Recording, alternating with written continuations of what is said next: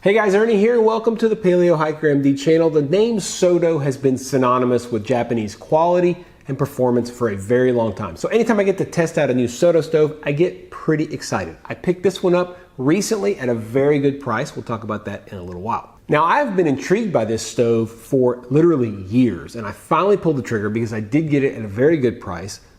It's the G stove from Soto, the ST320. Thanks for watching. Let's check out this very cool stove and see, do I think it's worth the money? Do I think it's worth all the hype? Thanks for watching.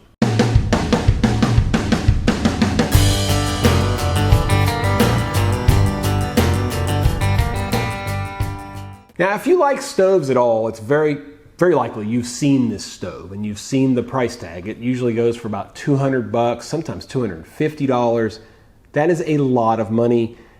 When I saw it for by far the cheapest I've ever seen it, I think it was $95. And by the way, right now, today, it's $85. I picked it up pretty quickly. Now, later in the video, I'll touch on why I think I got it so cheap. But for now, let's take a look at it and boil a little bit of water. This is the G stove from Soto, or model ST320. Comes in this very compact form inside of the sleeve. Wouldn't even know that it's really a stove. I'm going to pull it out for you guys, show you guys how to put it together. It's got two pieces. You've got the actual stove itself, and then you have the pot stand. All right. It's got like an inner sleeve for the pot stand, so it does keep it nice. The case itself is well made, like everything with Soto. Really works well. I'm going to go ahead and put it together for you guys, and then we'll talk about the specs and everything. Basically, you want to pull it apart from these insides. I found that if you grab these two screws and you pull out, it's the easiest way to actually open it. And you got two pieces, kind of got the main body here. What you want to do is pop these legs out, just like that. Pop this other one out, and kind of sits just like that, okay? If you look on the side here, you'll see these little indentations here. You kind of see them better right there, little indentations.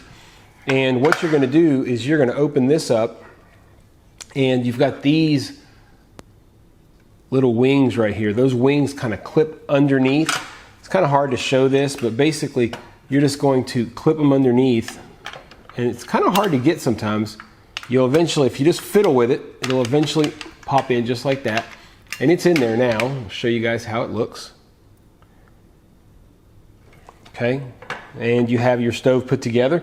This is a little guard for the stove. This guards your gas canister. Before we put this on, I'm going to show you guys how this works.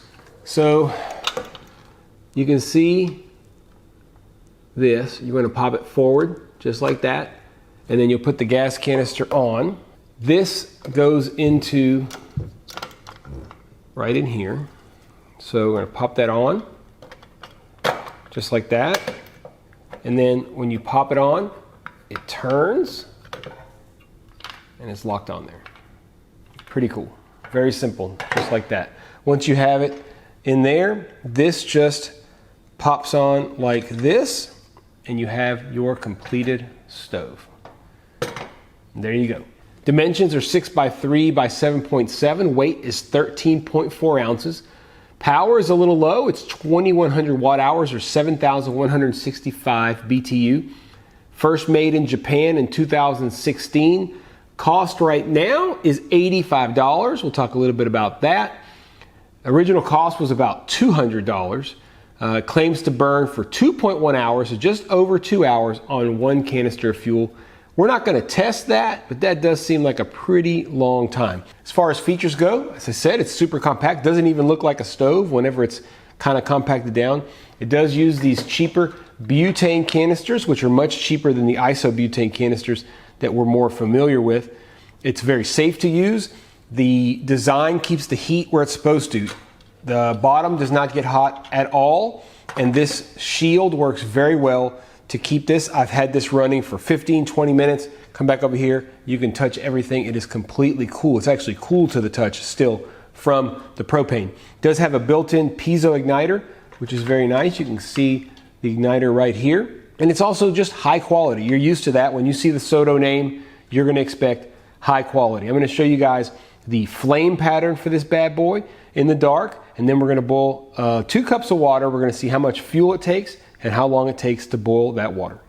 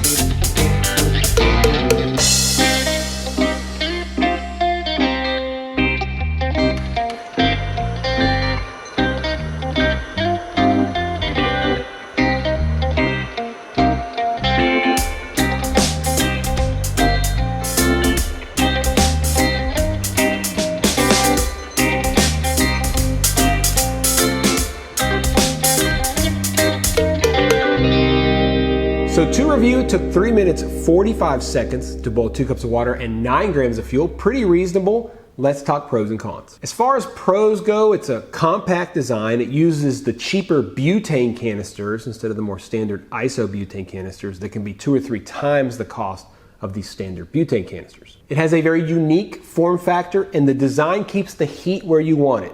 The underneath the stove is very, very cool, and the canister of gas is very cool as well. Now the cons, it is very fiddly to put together, and it's pretty fiddly to take apart. It's kind of a pain sometimes, and to be realistic with y'all, I haven't gotten the trick yet. I go to put it together and I mess with it, and eventually it pops into place. I really don't know what I did.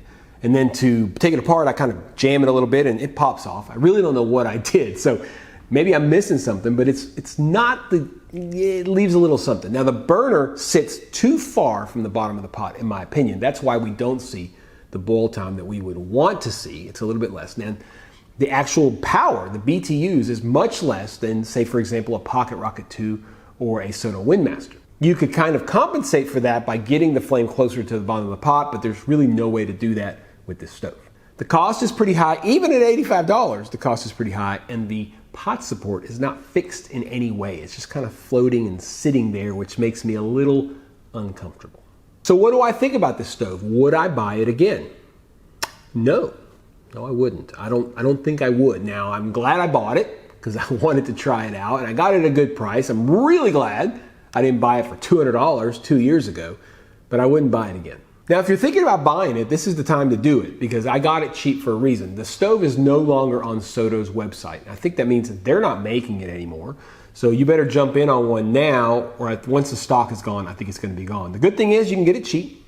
Bad thing is I don't love the stove, but you may love it. There may be people out there that absolutely love it, and maybe I'm missing something, but I don't. If you've always wanted one and you want to add it to your collection, do it now because I don't think they're going to keep making it. And it's pretty reasonable from this price standpoint compared to what it normally costs. The stove is designed to be that cassette type stove. It's tiny. It doesn't even look like a stove. And because of those limitations, they're saying, it's almost like Soto said, we're going to make this stove look like this. So we're going to have to make design concessions to allow that to work. That is why the stove burner is not close to the bottom of the pot, just because of the form factor. That's also why it's not super easy to put together. I guess it was just hard to put a design together that was easier. It works again, and I mean, I've never had a problem putting it together. I've never had a problem taking it apart. It isn't fluid. It isn't nice. It doesn't feel Soto. In the end, it's short on power. I wish it was easier to take apart and put together, and I really don't like the pot stand not having some kind of a clasp to hold it down. Just makes me uncomfortable. But like I said, there's nothing wrong with the stove. It gets the job done. Just for my money, I'd probably pick a different stove. Am I missing something? Do you own this stove and you absolutely love it? Can you tell me why you do? Let's keep it clean, keep it nice. Am I wrong? Tell me why. If I'm right and you own it and you don't think it's worth it, let us know as well. That would be pretty cool. Do me a favor, guys. If you like the video, the biggest thing I ask is that you hit that subscription button. Sure, it's great if you comment. It's great if you like the video. What I really, really like is for you to subscribe. Most of you are not subscribed. If you made it to the end of this video, to this point, and you think that I maybe deserve that subscription, hit the button. It really helps the channel a lot. I don't ask for money. I don't ask for Patreon or any of that stuff. I do this just for fun. So hit that subscription button and that'll help this channel grow. I really would like to get to 100,000 subscribers one day. Working toward it slowly. I'm not in a major hurry with it, just trying to have fun with it. But it would be pretty cool to get one of those play buttons one of these days. Not sure if you're aware, but I have an entire playlist on stoves, all kinds of stoves.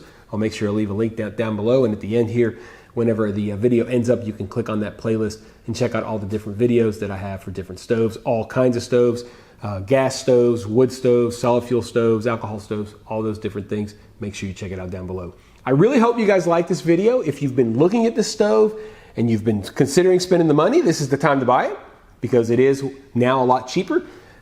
I don't know that it's worth it, but everybody has to have their own opinion. As always, guys, I appreciate you checking out the Paleo Hiker MD channel. Stay tuned for more videos soon.